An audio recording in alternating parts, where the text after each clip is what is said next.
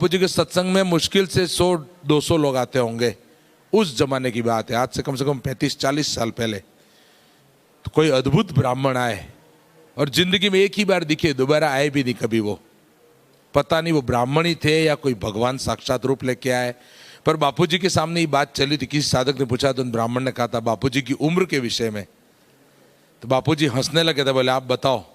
तो ब्राह्मण ने कहा था कि बापूजी ये जो श्लोक लिखा है ना, पहले ऐसा होता था कभी किसी जमाने में कि बोर्ड के ऊपर एक श्लोक लिख दिया जाता था और उस श्लोक के हिसाब से फिर उसके आधार पर पूज्य बापूजी सत्संग करते थे।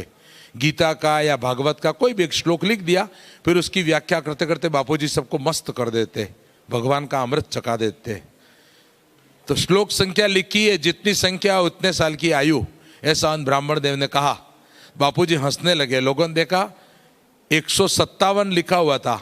ब्राह्मण बोले इसका मतलब बापूजी आपकी आयु 157 साल है। तो बापू हंसे, बापू बोले भी सही। बाबू बोले बस बस बस, सबके सामने रहस्य मत खोलो, ऐसा बोले। वो जिन्होंने मेरे को अनुभव बताया ना, वो भाई अभी हैं, हयात है, जवान है, आज भी आश्रम में सेवा कर रहे हैं। अभी मैं उनके पास बैठ के आया हूँ। उन भाई ने मेरे को ये बात बताई थी।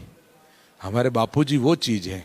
हमारे क्षेत्र का, हमारे मेवाड़ में डूंगरपुर क्षेत्र का ये अनुभव, वडलिया महाराज करके एक संत रहते थे, बहुत उच्च कोटि के संत थे, गणपति के उपासक थे, और ऐसे कि 2-2 महीने तक उल्टे लटक के रहते, पंचाग्नि तापते थे।